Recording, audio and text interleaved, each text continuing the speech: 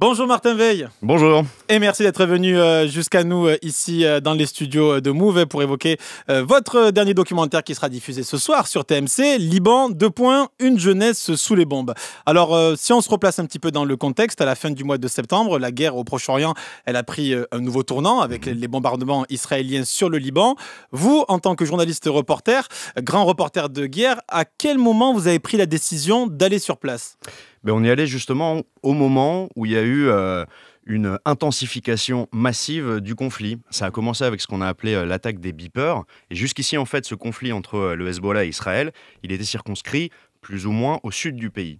Et à partir de septembre, on a vu une montée en puissance des bombardements, notamment sur la ville de Beyrouth. Et à ce moment-là, on s'est dit qu'on était entré dans une nouvelle dimension. Et c'est à ce moment-là qu'on a décidé de partir. Alors, quand vous partez, pour celles et ceux qui l'ignorent, comment ça se passe ? C'est quelque chose qu'on prépare. On travaille, nous, sur place avec ce qu'on appelle des fixeurs. Donc, les fixeurs, ce sont souvent des journalistes locaux et qui nous aident. C'est des gens qu'on appelle en disant « Voilà ce que nous, on aimerait faire.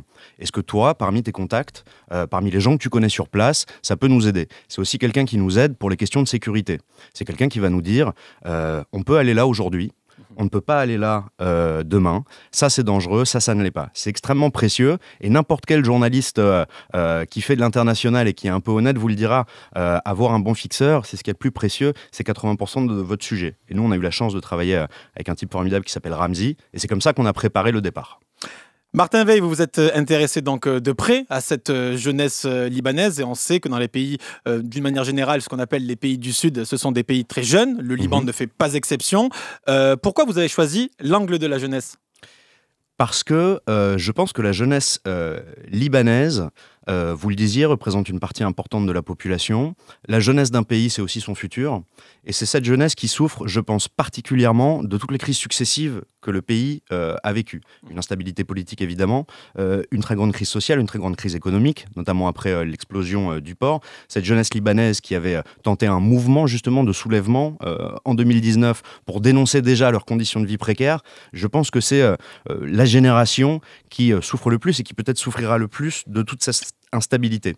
L'autre raison aussi, c'est parce que je pense que c'est une jeunesse qui est très proche de nous, et je pense que c'est ce qu'on voit aussi dans le documentaire.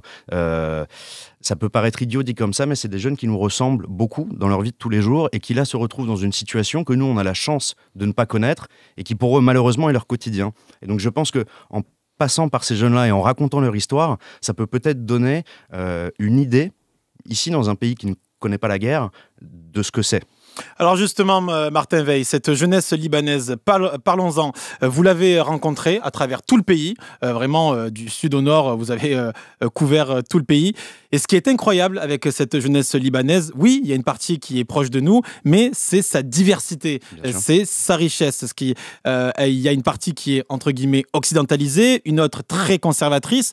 Et ça, vous le montrez dans votre documentaire, il y a vraiment toute une sorte, toutes les sortes de jeunesse, quoi. Mais bien sûr, en fait, c'est ça, je pense, qui est à la fois passionnant et très compliqué avec le Liban, c'est que c'est un pays très compliqué. C'est un pays multiconfessionnel, c'est un pays qui a une histoire sur laquelle on va probablement pas revenir, mais très chaotique.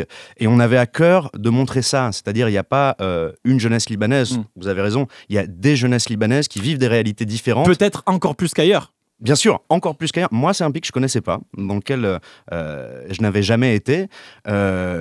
Beyrouth, par exemple, je pense que c'est une des villes les plus fascinantes que j'ai vues, et j'ai quand même vu pas mal d'endroits. On vous connaît bien, oui. Cette ville est à la fois magnifique, c'est ce qu'on a essayé aussi de montrer d'ailleurs. C'est une ville qui est une grande capitale culturelle, une capitale aussi des sorties nocturnes en temps normal.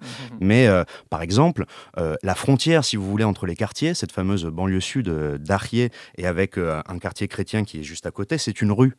On interviewe un directeur d'hôpital, on voit des bombes qui sont en train de tomber sur le quartier chiite, sur le bastion du Hezbollah, et c'est à 2 kilomètres, si vous voulez. Et donc vous avez cette ville et ces jeunesses dans cette ville qui se croisent sans jamais forcément se rencontrer, qui vivent des réalités très différentes selon les quartiers où elles habitent, et c'est proprement fascinant. Qu'est-ce qui vous a le plus fasciné, vous, dans cette jeunesse Si on prend la jeunesse, on va dire, qui nous ressemble, celle qui fait la fête, qui boit de l'alcool, qui regarde Netflix, qui aime se balader entre amis, et on y reviendra aussi, une jeunesse peut-être un peu plus conservatrice. Qu'est-ce qui vous a le plus fasciné? Parce que dans le documentaire qu'on a eu la chance de voir en avant-première, ils ont le sourire, ils sont optimistes, il y a quand même... C'est incroyable, en fait. Je suis d'accord avec vous, et c'est assez drôle parce que il y a un mot que j'ai promis aux gens de ne pas mettre dans le doc parce que c'est devenu tellement un lieu commun que les Libanais en ont ras-le-bol. C'est le mot résilient. Donc ça les fait. Ils en ont ras-le-bol qu'on dise ça. Bon, mais je vais le dire ici. On l'a pas mis dans le doc, mais je vais le dire ici. Ouais, c'est ce qui frappe. C'est-à-dire que c'est des gens qui, là, vivent des situations extrêmement dures. On le voit. Il y a notamment un jeune qu'on suit. Il apprend que la boîte de son père vient d'être soufflée par une explosion. Et il nous dit non, j'ai pas peur. On reste fort, on reste confiant. Ça... C'est une leçon de courage. Voilà, alors qu'il y a des bombes qui tombent. Mais exactement. Et tous, et pour le coup, quelle que soit leur confession, leurs opinions politiques, là, c'est vrai qu'il y a une espèce de force et de capacité, en fait, à trouver du positif dans des moments extrêmement durs qui forcent le respect. Martin Veil, je voulais aussi revenir sur les conditions de tournage dans ce documentaire Une jeunesse sous les bombes. Liban, Une jeunesse sous les bombes. Et il y a une scène, sans trop spoiler, qui montre que vous tournez sous les bombes, carrément. À quel moment on est là et je sais pas, il n'y a pas eu un sentiment de peur, tout simplement ça passe oui, pas loin, il y a de la peur. Oui, voilà. En fait, c'est particulier parce que c'est un conflit où des bombes tombent. Une bombe, si vous voulez, ça fait énormément de bruit, donc ça fait peur. C'est aussi, moi, je suis pas un grand spécialiste du type de bombe qu'on peut recevoir. On s'habitue un petit peu. Et surtout, encore une fois, on fait confiance aux gens avec qui on est sur place. On a par exemple tourné avec des gens de la défense civile, donc qui interviennent quand il y a une frappe. Et en fait, on les écoute, on fait ce qu'ils nous disent, on essaye de ne pas prendre, nous, trop de risques. Il y a autre chose aussi dans ces moments-là, c'est que vous n'êtes pas tout seul, vous êtes entouré de gens dont c'est la vie et qui risquent leur vie, eux, pour aller sauver des gens. Donc, je pense que tout ça fait que sur le moment, voilà, on a peut-être un peu plus de courage que ce qu'on pourrait penser. Le but avec ces séquences-là aussi, c'est de montrer ce que c'est le quotidien, ce qu'était le quotidien en tout cas avant le cessez-le-feu des Libanais, voir ce que c'est aussi un bombardement. Faut pas oublier que nous on y est pour peu de temps. Alors oui, il y a eu des explosions soudaines, mais il ne nous est rien arrivé, on n'est pas en danger, on n'est pas déplacé. Donc quand vous êtes au milieu de gens qui ont parfois tout perdu, quand vous êtes au milieu de gens qui sont en train de sauver des vies, je pense que ça vous remet un petit peu d'équerre quant à vos propres sentiments. Mais vous avez vu, Martin Veil, les dégâts des bombardements. Vous les avez vus, les immeubles en ruine, des familles qui perdent des membres, qui perdent leurs enfants, ça vous l'avez vu. Et quand il y a des séquences où effectivement on entend les bombes, où on sursaute, moi j'ai sursauté devant mon ordinateur, il faut avoir quoi en fait comme, on va dire, comme qualités humaines pour pouvoir travailler dans cet environnement-là, parce que ça continue à tourner, vous continuez, vous montrez tout en fait. Oui, parce que c'est le boulot. Je ne sais pas si ça demande des qualités particulières. Oui, peut-être une capacité en fait à faire la part des choses, à se rappeler que c'est du travail. Et encore une fois, je pense que moi, en tout cas, c'est le cas. Ce qui rassure, c'est qu'on a le sentiment que ça a été bien préparé, qu'on ne va pas faire n'importe quoi, qu'on va écouter les gens avec qui on est sur place pour savoir si oui, c'est OK d'aller dans cette rue ou non. Voilà, on s'habitue. Martin Veil, peut-être un mot plus personnel. Ça fait des années qu'on vous voit partir aux quatre coins du monde pour faire des reportages. Avec donc ces séries de documentaires dans le cadre des reportages de Martin Veil. Vous avez toujours autant de plaisir à aller sur le terrain, à aller dans les quatre coins du monde. C'est une chance. Comment vous définiriez ça? C'est fabuleux. C'est fabuleux parce que ça...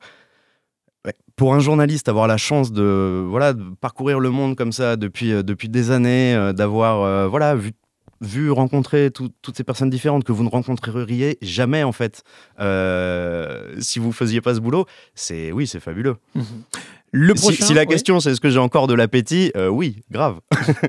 Et il y a encore 1 milliard de choses à raconter, à voir. Les États-Unis, j'y suis allé peut-être, je sais pas, 40 fois. J'ai hâte d'y retourner. Oui, parce que vous avez couvert les élections présidentielles Tout à fait. Voilà, à travers plusieurs États.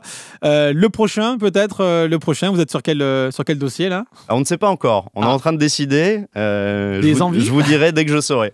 Je vais pas tout spoiler. Hein. Ouais. Je vais me faire gronder. Eh bien, en attendant, rendez-vous ce soir sur TMC. Liban 2.